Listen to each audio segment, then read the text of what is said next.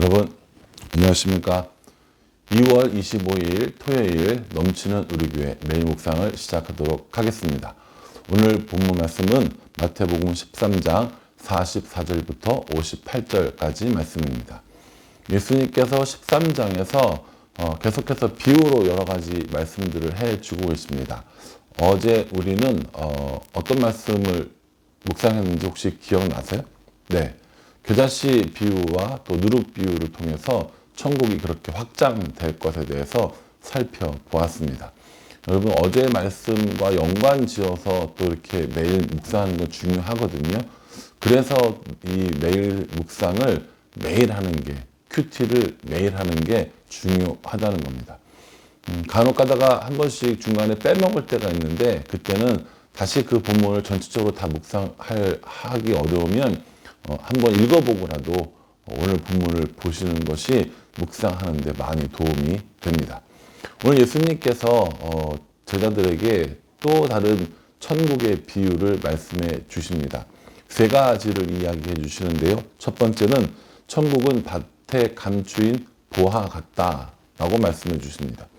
사실은 이 천국의 밭에 감추인 보화는 사람들이 참 잘 압니다. 노래가 있죠. 노래가 있고 또 아이들 귀여운 율동들이 있어서 잘 알고 있습니다. 천국은 마치 밭에 감추인 보화 이렇게 시작해서 집 팔고 눈 팔고 냉장고 팔아 기어이 그 밭을 사고 만다네 우와 뭐 이런 거요. 이런 거.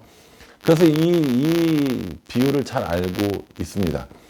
이 비유의 의미도 아마 여러분들이 잘 아실 거라고 생각을 합니다. 본문을 한번 살펴보면 44절에 천국은 마치 밭에 감추인 보화와 같으니 사람이 이를 발견한 후 숨겨두고 기뻐하며 돌아가서 자기의 소유를 다 팔아 그 밭을 사느니라 라고 되어져 있습니다. 이 본문에서 이야기하는 핵심은 그겁니다. 천국은 귀하다. 천국은 내가 가진 모든 것들을 다 팔아서 소유할 만큼 귀하다라고 이야기를 하고 있는 것입니다. 또 하나는 천국은 잘 보이지 않는다라는 것을 의미하고 있습니다.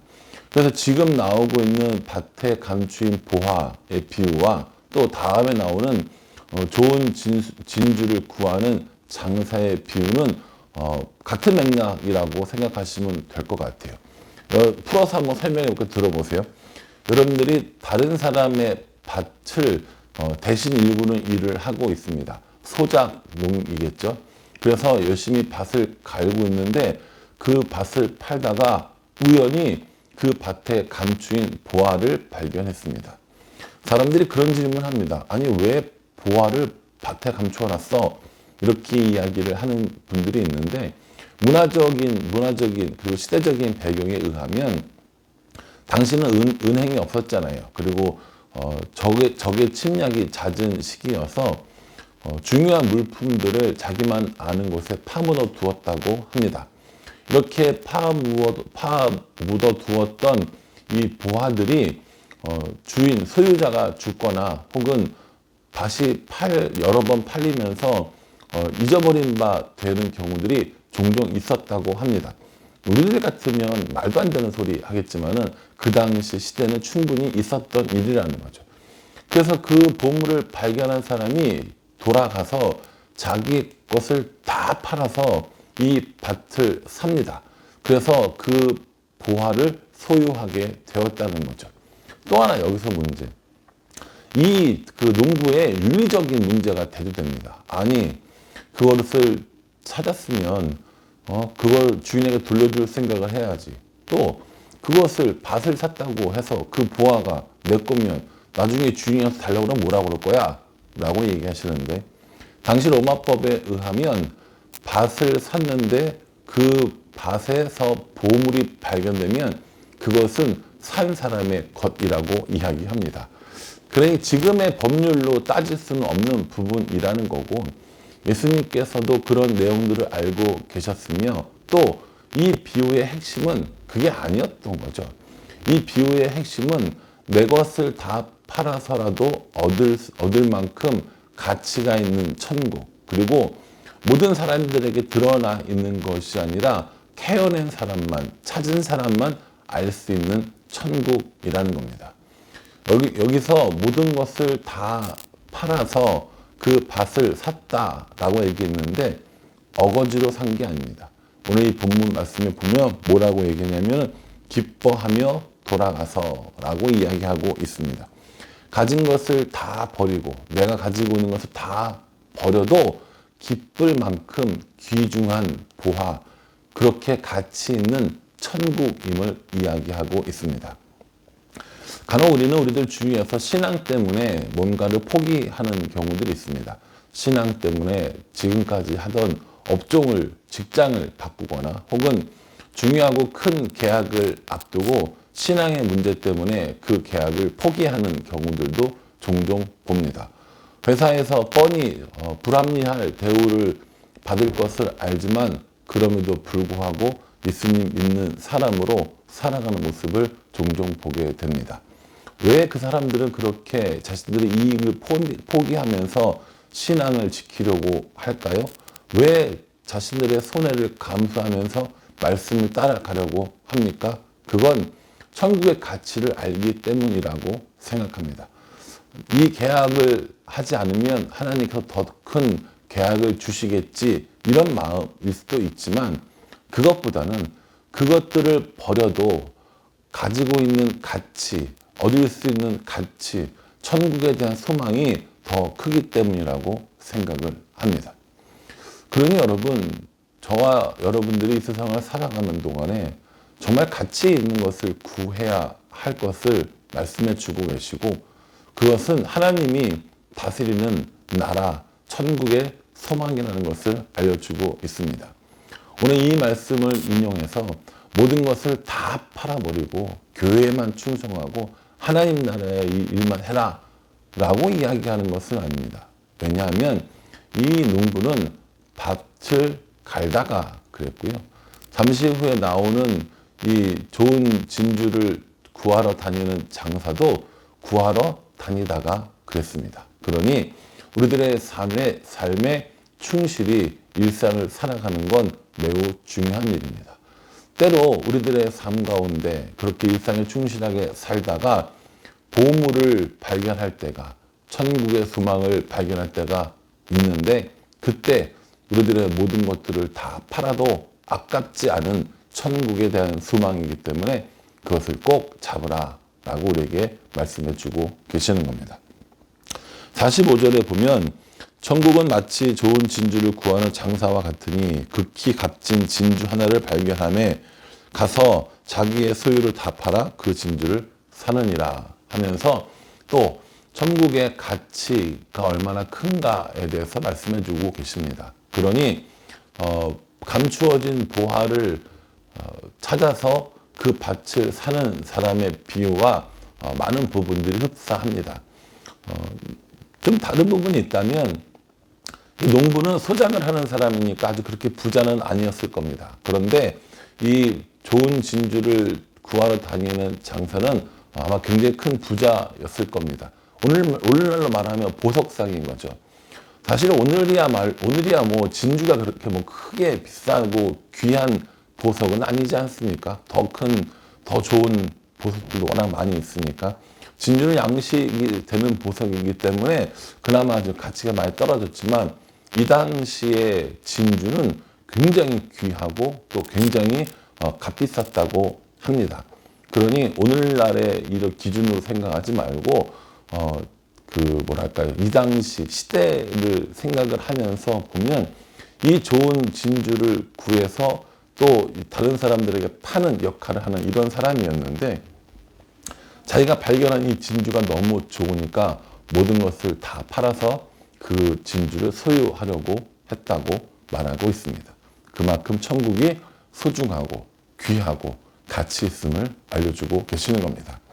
우리는 이렇게 천국에 대한 소중함, 천국의 가치를 알고 있는지 한번 생각해 볼 필요가 있습니다.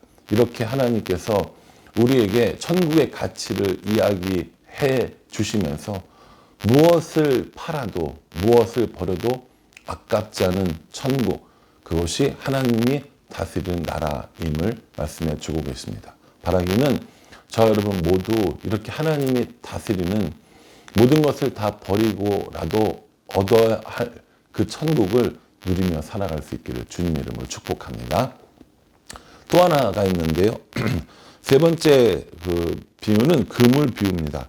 47절에 천국은 마치 바다에 치고 각종 물고기를 모으는 그물과 같으니 라고 이야기합니다. 이 그물은 사실은 당시 이 갈릴리 지역에 살고 있던 사람들에게 너무 친숙한 거였습니다. 사실은 우리는 그물로 물고기를 잡아본 적이 없기 때문에 이런 것들이 익숙하지 않은데 이거는 그물의 종류 중에 저인망 그물이라고 하는 겁니다. 저인망 그물이 뭐냐면 위에는 바다에 배를 띄워놓고 위에는 이제 뭐 오늘날로 하면 스티로폴이나 뭐 옛날 같은 나무 막대 같은 거 달았겠죠. 그렇게 해서 그물을 띄워두고 그물을 밑으로 내리는 거예요. 내려가지고 배가 양쪽에 다 끌면서 그 물고기들을 그 안에 있는 물고기를 다 잡는 이런 식으로 저인망 그물이라고 합니다.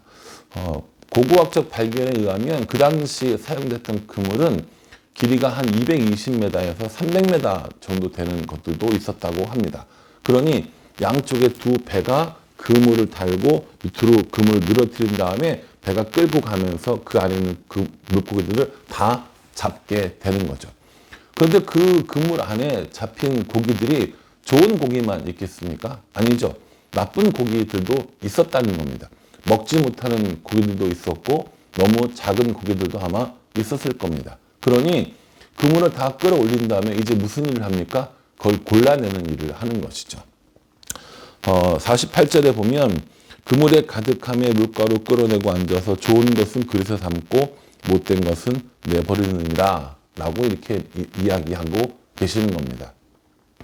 그러니 예수님께서 일상적인 어부들의 삶을 통해서 천국의 비유를 해 주시고 계시고요. 특별히 오늘 이 말씀은 마지막 때에 일어날 일에 대해서 우리에게 설명해 주시는 겁니다. 지금은 너희가 의인과 악인들이 함께 있으나 마지막 날에는 좋은 물고기와 나쁜 물고기를 구별하듯이 의인 중에서 악인을 골라내고 그들은 지옥불에 떨어지게 될 것이다 라고 말씀하고 계십니다. 그래서 49절에 보면 세상 끝에도 이러하리라. 천사들이 와서 의인 중에서 악인들을 갈라내어 풀무불에 던져 넣으리니 거기서 울며 이를 갈리라 라고 이렇게 말씀하고 있는 겁니다. 천국의 가치를 아는 사람, 천국의 가치를 모르는 사람, 천국을 누리며 사는 사람과 그렇지 않은 사람들이 섞여 사는 바다와 같은 세상이지만 마지막 때에, 세상 끝날 때에 예수님이 오셔서 분명히 이 것들을 걸러내는 일들이 있을 것이라는 것을 우리에게 말씀해 주고 계시는 겁니다. 그러니 천국을 누리면서 사는 삶, 하나님과 동행하면서 사는 삶이 얼마나 중요한가 우리에게 말씀해 주고 계시는 겁니다. 예수님께서 이 모든 것들을 제자들에게 말씀해 주시니까 말씀해 주시면서 이렇게 물어봅니다. 얘들아, 너희들 다 알겠어? 이해했어? 라고 물어보니까 제자들이 네, 그렇습니다. 라고 대답을 했죠. 물론 제자들이 다 알아들은 건 아닌 것 같아요. 나중에 보면 또 책망 듣기도 하지만 이제 제자들을 향한 본격적인 제자 훈련의 시작이기 때문에 예수님께서는 이 정도의 대답에 만족하셨습니다. 그래서 제자들을 뭐라고 부르셨냐면 천국에서 서기관된 제자들, 천국의 제자된 서기관이라고 이렇게 말합니다. 천국의 제자된 서기관. 이게 무슨 말이냐면 서기관은 율법을 가르치는 역할들을 했거든요. 그런 제자들이 이제 천국의 제자된 서기관이 되어서 다른 사람들을 이렇게 가르칠 것을 말씀하고 계시는 겁니다. 그래서 새 것과 옛 것을 그 곳간에서 내어오는 집주인 같은 너희들이라고 말합니다. 새 것은 예수님의 가르침이고 옛 것은 구약성경에 나와 있는 율법들입니다. 그래서 새 것과 옛 것을 통하여서 제자들이 앞으로 사람들을 가르치게 될 것을 말씀해 주고 계시는 것이죠. 참 예수님의 교육 방법은 참 저는 좋았던 것 같습니다. 물론 뭐 예수님이 하셨으니까 제일 좋으셨던 거겠지만요. 항상 제자들을 데리고 다니시면서 제자들이 이해할 수 있는 언어, 또 제자들이 이해할 수 있는 문화, 환경들을 사용하셔서 제자들을 가르치시는 것을 볼 수 있습니다. 또 그들에게 친절하게 설명해 주시는 것 또한 볼 수 있습니다. 이런 거 보면서 저도 나름대로 적용해 보는 건 이제 넘치는 학당이 시작되는데 수업 준비 잘 해야겠다. 또 교육학교 아이들을 가르치는 일에도 최선을 다해야겠다. 그들의 눈높이, 그들의 마음, 그리고 우리가 사용할 수 있는 도구들을 잘 사용해서 아이들을 돕고 또 가르치도록 해야겠다라는 적용을 한번 해보게 됩니다.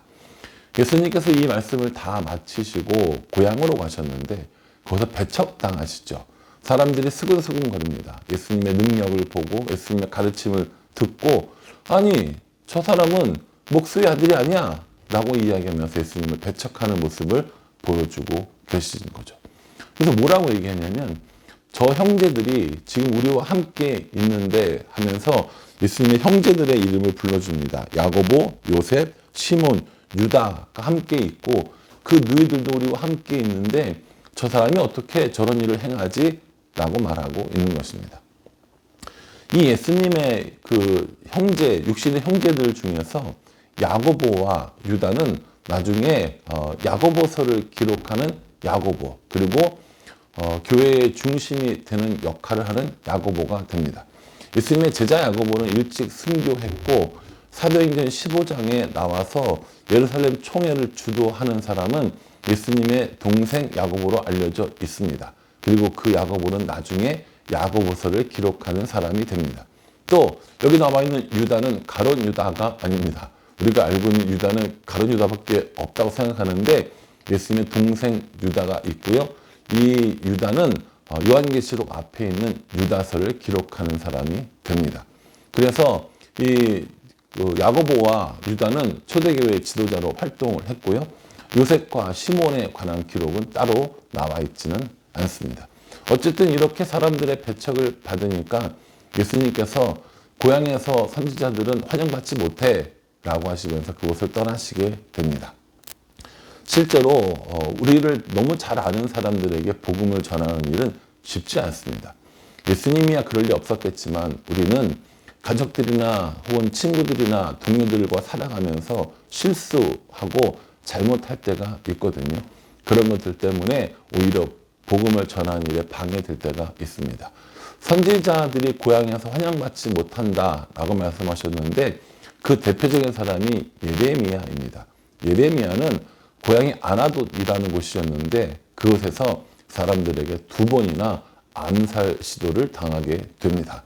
그런 것처럼 예레미야도 예수님도 또 오늘 살아간 우리들도 우리들 가족들에게 인정받지 못하고 예수님 믿고 변화된 삶에 대해서도 사람들이 믿지 못하는 경우들이 있다는 거죠. 그러니 가족들에게 복음을 전하는 일에 어려움을 겪고 계시는 분들, 여러분들만 그런 것이 아니라 예수님도 그랬고 예레미야도 그랬으니 조금 더 힘을 내시기를 부탁을 드립니다.